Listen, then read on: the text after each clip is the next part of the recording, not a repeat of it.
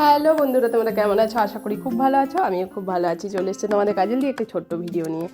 তো সকাল সকাল আমার সব বাসি কাজ হয়ে গেছে। অনেকটাই সকালে উঠেছি, ভোর 6টা এরকম উঠেছি। 6টা মানেই তো অনেক সকাল। তো বাসি কাজকর্ম সব হয়ে গেছে, সেইগুলো তোমাদের সঙ্গে শেয়ার করা হয়নি। তো চলো, রান্নার থেকে আমি স্টার্ট করলাম আজকে ভিডিওটা। তো এখন আমি রান্না চাপিয়ে দিয়েছি। এদিকে চালটা সুন্দর করে ধুয়ে ভাতটা চাপিয়ে দিই, তারপরে তো সবজিগুলো কেটে নেবো। আর আমাদের আসানসোলে কিন্তু ভীষণ ঠান্ডা পড়েছে, এতটাই ঠান্ডা পড়েছে কি আর বলবো, মনে হচ্ছে বরফ পড়ছে।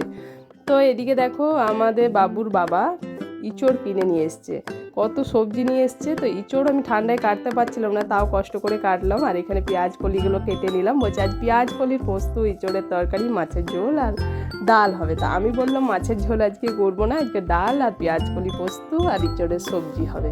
আর কিছু আমি রান্না করতে পারবো না, আমাকে খুব ঠান্ডা লাগছে। তো যাই হোক, বললো ঠিক আছে, যা করবে করো। তো আমি এইদিকে রান্নাটা ঝটপট করে করে নিই, কেন রান্নাটা ঝটপট করে করে নিলে একটু ছাদে যেয়ে পরে রোদে বসতে পারবো।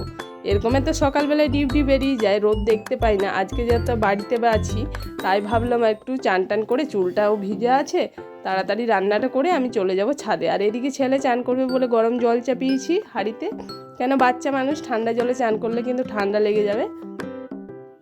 তো এখানে গরম জলটা হচ্ছে। আর এদিকে চলো, রান্নাটা প্রায় আমার হয়েই গেল। তো এবারে ওর বাবাকে খাবার দিয়ে দিলাম, তারপরে খাবার টাবার দিয়ে ওদিকে সবাইকে খাইয়ে আমি চলে গেছিলাম ছাদে। মাঝখানে ভিডিও তোমাদের সঙ্গে শেয়ার করিনি। আর আগের দিন মটরশুঁটি কচুরি করেছিলাম, তার জন্য একটু পুর বেঁচেছিল, তো আজকে মটরশুঁটির পরোটা বানিয়ে দিচ্ছি। তো ভিডিওটা কেমন লাগলো অবশ্যই কমেন্ট করে জানাবেন। আর আমার ভিডিও কার কার ভালো লাগে সেটাও কমেন্ট করে জানাবেন। টাটা বাই বাই, সবাই বলি গুড নাইট। ভালো থাকো, সুস্থ থাকো। নেক্সট ভিডিওতে আবারও দেখা হচ্ছে তোমাদের কাজল দিয়ে।